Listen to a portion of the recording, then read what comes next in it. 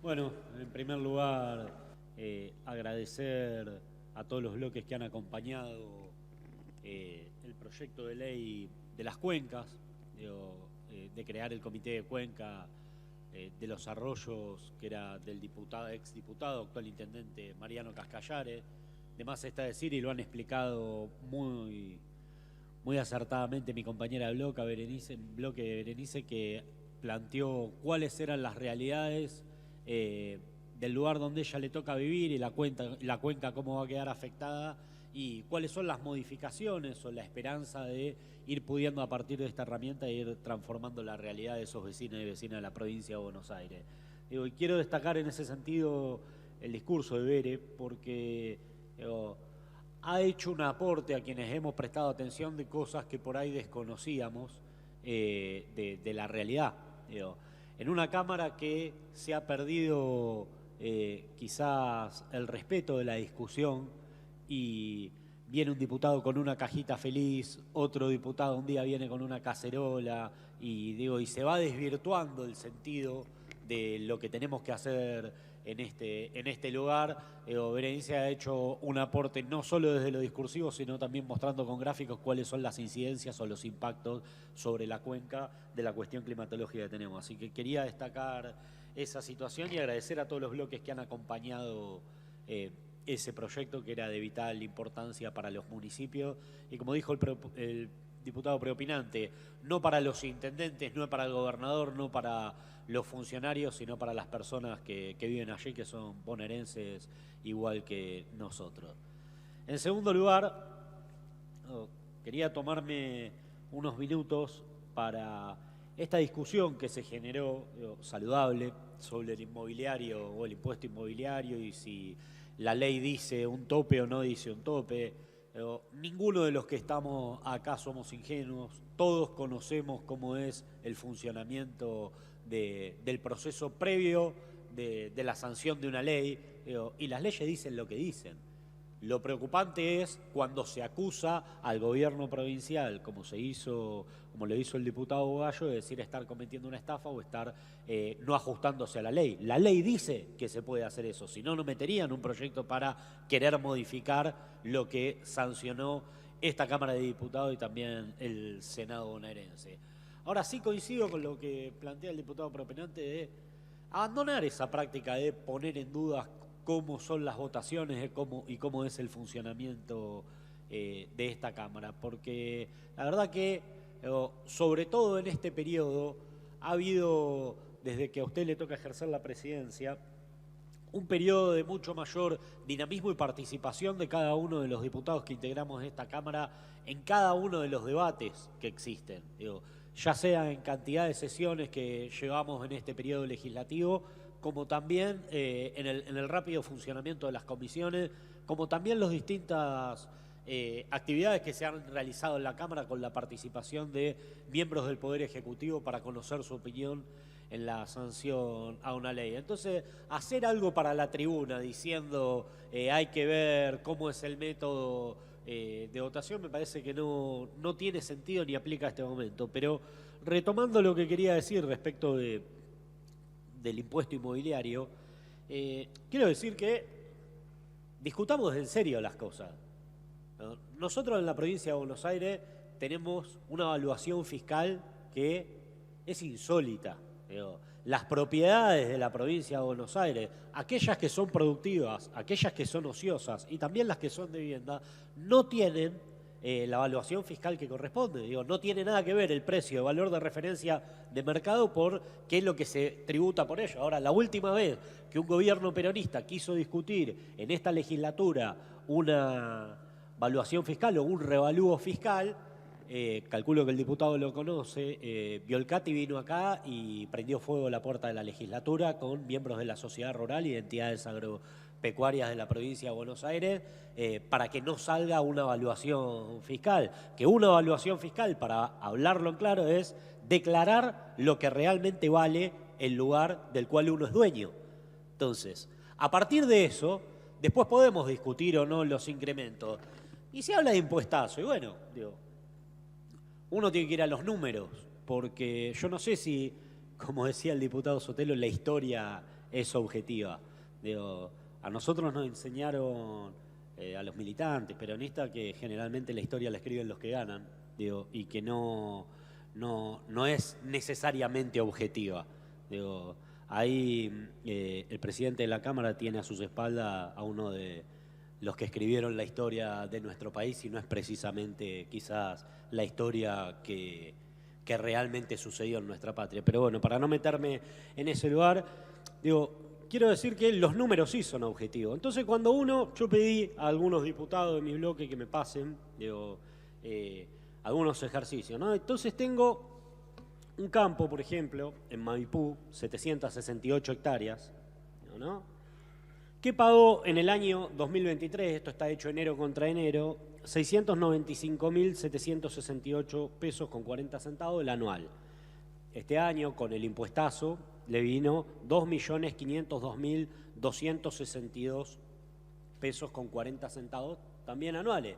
Ahora bien, para determinar si una cosa es cara o barata, hay que compararla con otras cosas. Digo, no puede uno decir esto es caro respecto únicamente del valor que tenía en otro momento, menos con un proceso inflacionario reconocido por esta legislatura cuando sanciona la fiscal impositiva. Digo, cuando uno va y lo compara con otras cosas, planteo, ¿no?, el cuadro comparativo de costos en enero del 2023 y en enero del 2024. La cuota anual, como decía, en enero del 2023 eran 695.000 pesos, 695.000 pesos. 2,5 millones de pesos en este momento. Ahora bien, un kilo de carne en enero de 2023 salía 336 pesos. Hoy un kilo de carne vale 1.441 pesos.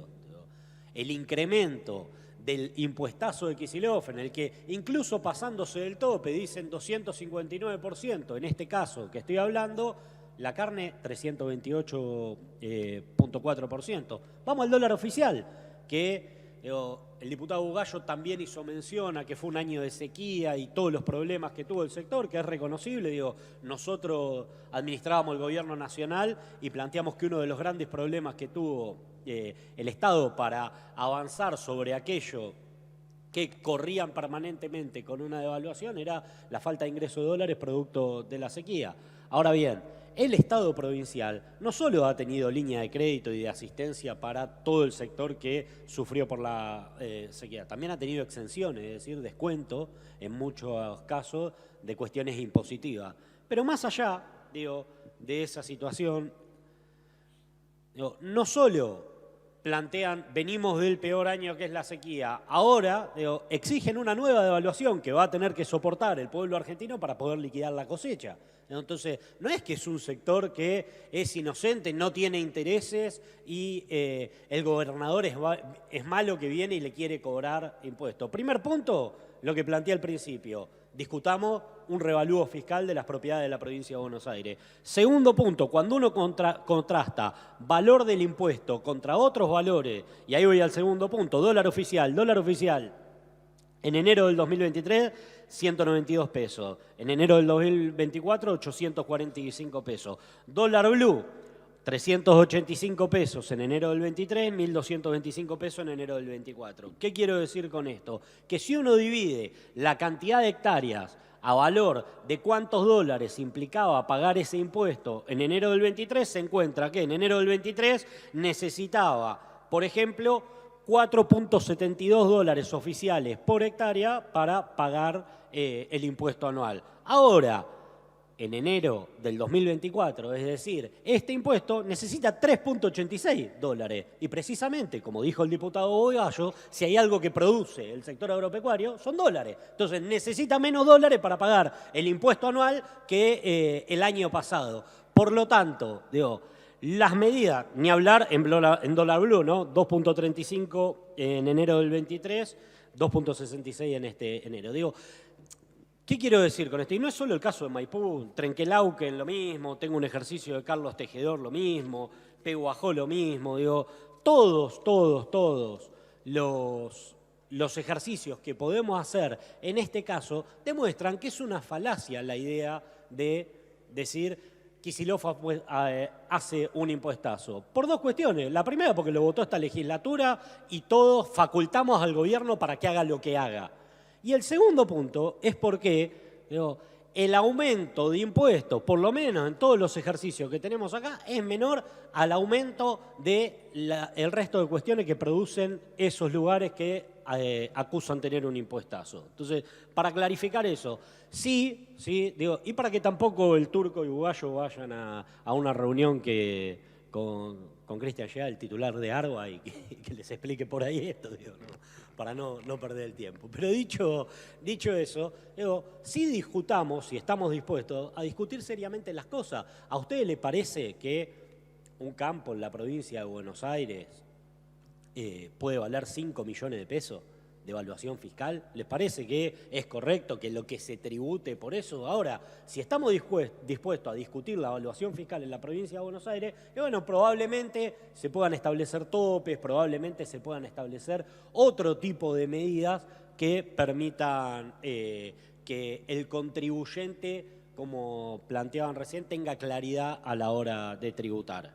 Yo creo que muchas veces, y hablo por un sector de esos contribuyentes, que muchos tienen mucha más voz de representación acá que la que tienen de presencia en el territorio de la provincia de Buenos Aires, más que tener claridad a la hora de contribuir, precisan claridad a la hora de evadir. Entonces, lo que les preocupa es saber cuánto están perdiéndose de evadir cuando los impuestos se tributan de esta manera.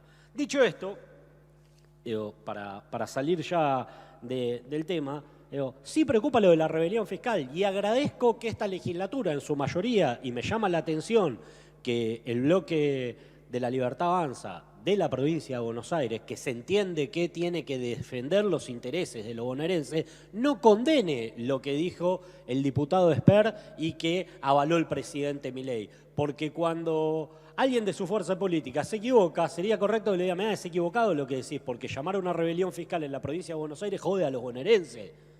Más allá de las ideas maravillosas que pueda tener Esper. Y lo digo con criterio. ¿Por qué lo planteo con este criterio? Miren, yo tengo acá un recorte de una persona que nadie puede decir que sea afín al espacio político al cual pertenezco. Es peronista, tiene diferencias con nosotros, ahora es un intendente del conurbano, ¿no? Fernando Grey, intendente de Esteban Echeverría. Y ayer mostró la factura de luz de su municipio en Esteban Echeverría y denunció el 382% de aumento en un solo mes, ¿no? Entonces, un municipio en la provincia de Buenos Aires a una prestadora de servicios le aumenta 382%, un poco más arriba del tope que se planteaba para los contribuyentes. Y a decir verdad, la que presta el servicio en Esteban Echeverría es EDESUR. Y EDESUR es un desastre, funciona mal.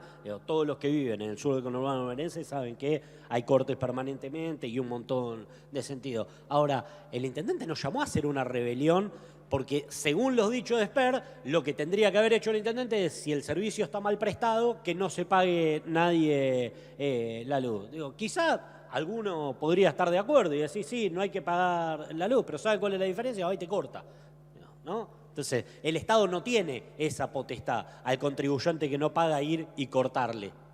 Esa es la realidad. Entonces, el nivel de irresponsabilidad de decir que se arme una rebelión fiscal, no esperaba otra respuesta de esta legislatura que fuera la condena a los dichos de Esper. Me llama la atención, insisto, de aquellos que representan a bonaerenses en esta Cámara, pero que son del espacio del presidente de la Nación, que no condenen esos dichos porque indudablemente joden a los bonaerenses cuando llaman a no pagar los impuestos.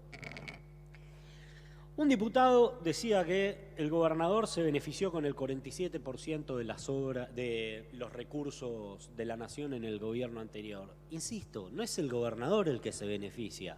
No es una cuestión de un intendente o de un gobernador.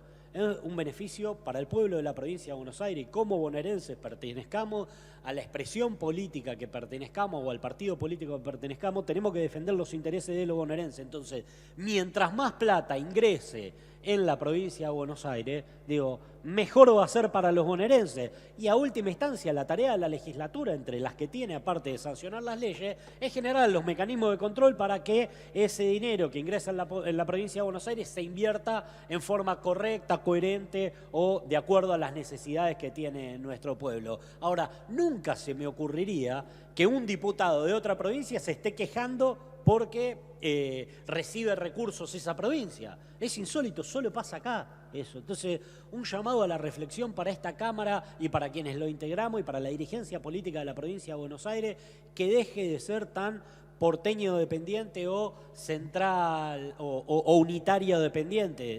Empecemos a ponernos contentos si hay recursos para la provincia de Buenos Aires, cuando nos quitan recursos a la provincia de Buenos Aires, a broquelarnos.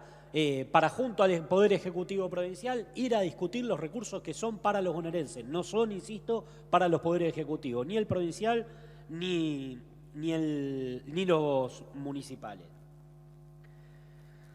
Tercer punto, para hilar con esto, del recorte de recursos, que se refirió muy bien el compañero mío de bloque, Alexis, y que ha hecho una claridad absoluta de cómo afectan los recursos que recorta el gobierno nacional a la provincia. Yo creo que a esta altura, después de 100 días o 100 y pico días del gobierno de Milei, podemos afirmar realmente que odia a los bonaerenses. No sé si porque no lo votaron en ninguno de los 3 turnos electorales, porque como decía el diputado del bloque de La Libertad Avanza, el presidente Milei, no gobierna en ningún municipio. No sé por qué, pero evidentemente es un tipo que odia a todo lo que tiene que ver con los intereses de la provincia de Buenos Aires. Bueno, un llamado a la reflexión humilde, empecemos a pararnos de manos con eso, porque la verdad es que no podemos permitir los atropellos que hace el gobierno nacional y el presidente enfáticamente sobre nuestra provincia.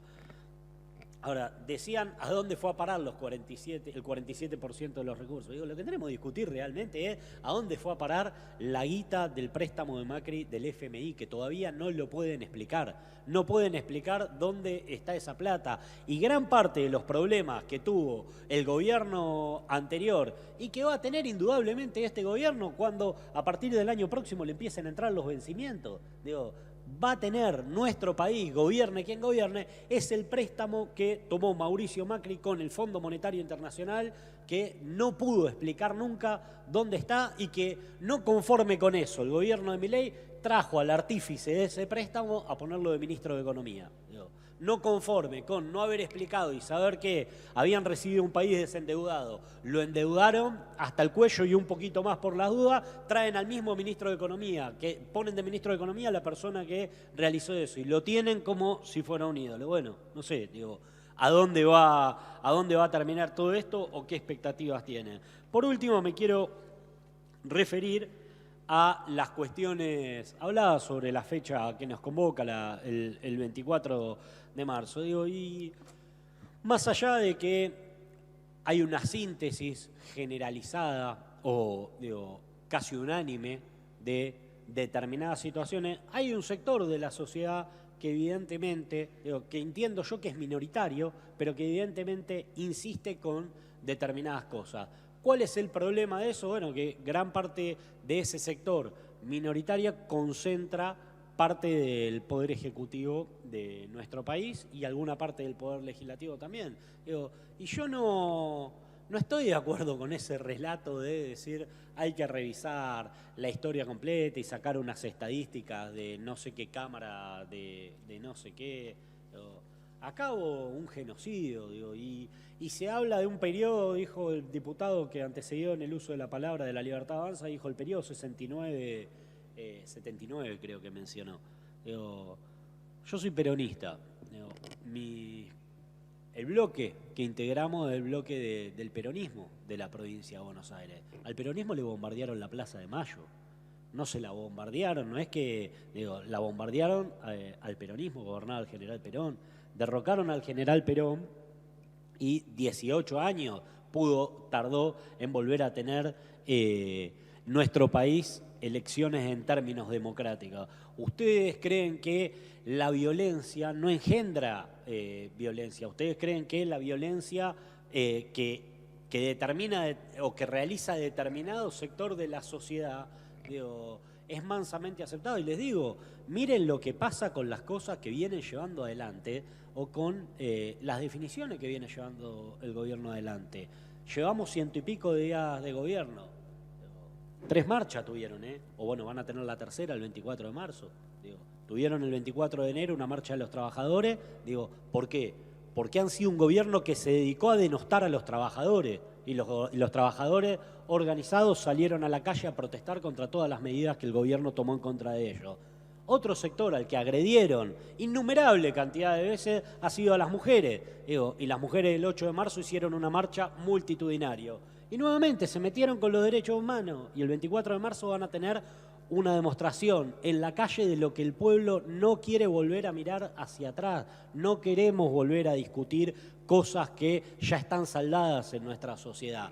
Los desaparecidos, detenidos desaparecidos, son 30.000 compañeros. Dejemos de meter ese discurso berreta y ocupar cualquier momento para poner en crisis. Discutan lo que tienen que discutir, no hay ningún problema. Digo, ganaron las elecciones, ganaron el balotaje, gobiernen, hagan lo que tienen que hacer, dejen de querer condicionar a nuestro pueblo a discusiones que a esta altura son estériles. Y nuestro pueblo tiene que estar muy atento, porque con tal de tapar cualquier cosa de lo que están haciendo en materia económica, en materia social y en materia de derechos laborales, están dispuestos también a hacer cualquier cosa para tirar cualquier bengala de humo. Entonces hay que estar muy atento y seguir muy de cerca todo lo que hace el presidente.